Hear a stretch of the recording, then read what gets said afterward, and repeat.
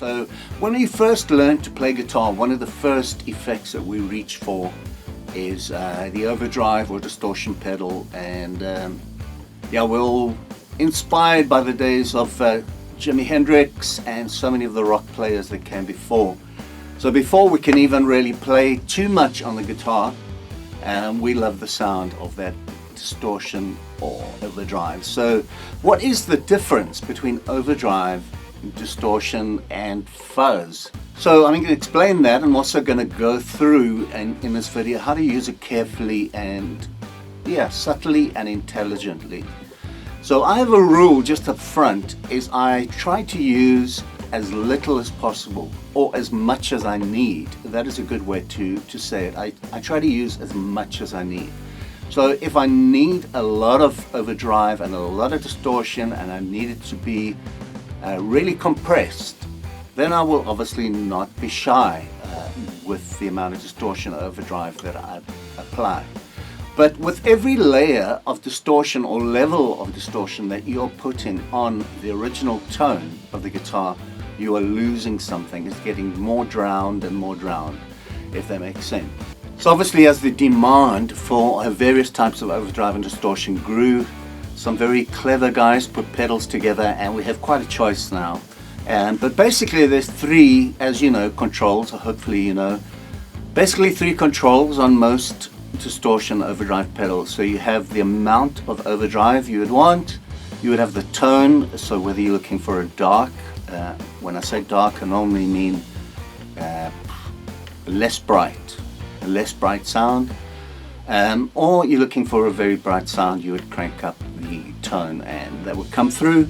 The volume you must be very careful with, because you want to decide how much blend you want from the pedal and amplifier. So you're wanting most of your level to come from the pedal and very little from the amp, or you actually enjoying the tone of the amp and you want to blend it well with the pedal. So I'll give you a little demo here. So I'm using a pedal which is actually modeled on the legendary Tube Screamer, and the same controls and a very similar sound. So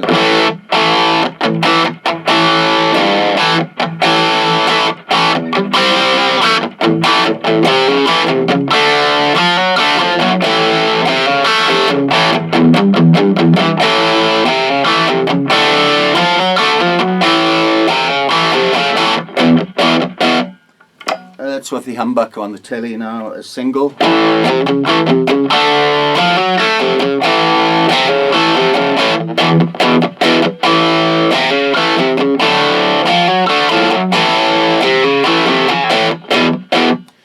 Now why I love that is you're getting all of that distortion that you want, that overdrive, but you still have your notes are still coming through. It's not becoming a total mess. So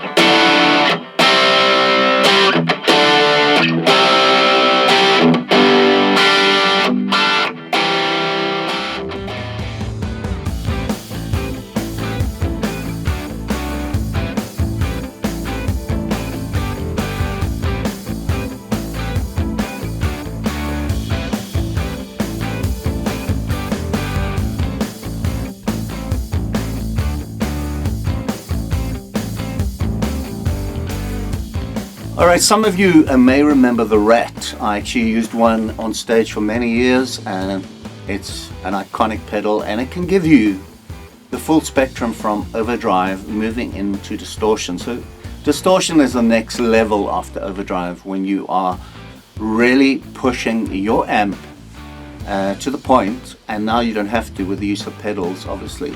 Analog or modeling pedals. Some of them are really great. Some of the modeling pedals and amp models that are coming out now are super impressive. But you may be faithful to the old analog pedals and having that kind of pedal board, which is super cool. I've got no problem with that, they're awesome. But this Rat, and this is modeled on the Rat, it gives you so many variations. It's got the same, it's got the tone, it's got the amount, and it's got the level. So yeah, it tends to be very bright, so I've rolled off the bright. So this is the Rat. But what's great about it is we can move between that territory of overdrive into full distortion.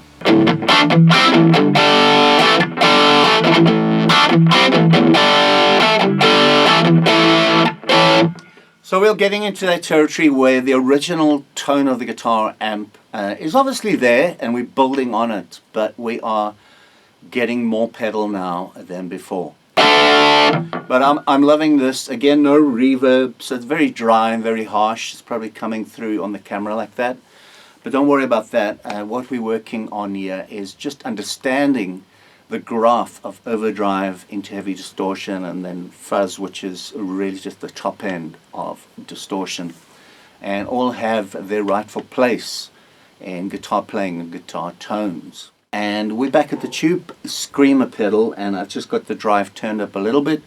I'm on the bridge pickup, and I am just reminding you of the massive contrast between overdrive and distortion, and there are levels, there are variations, there is crossover, but yeah.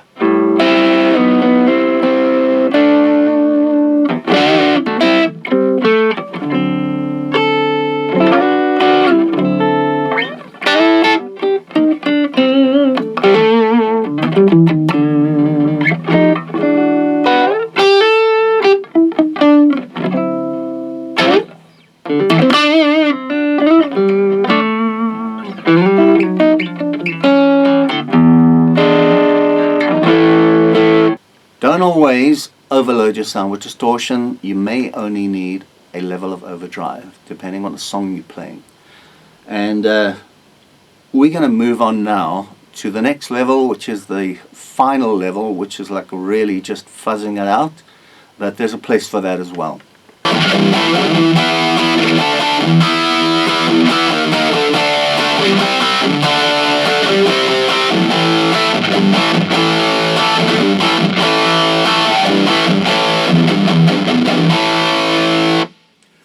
It sounds cool.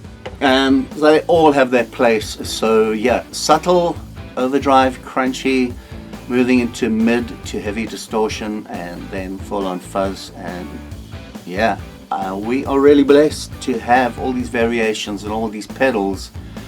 Don't use them in the wrong place.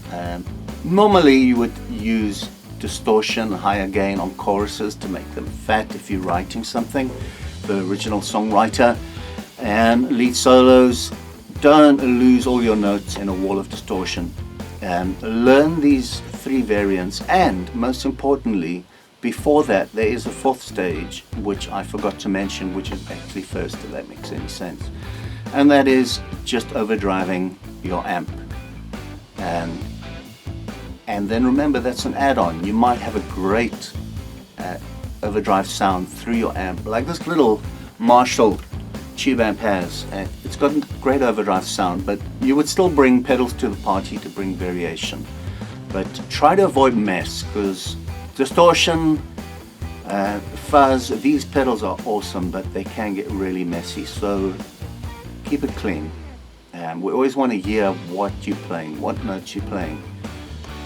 But I will demo using these various effects in one song, so you can see the value of them all.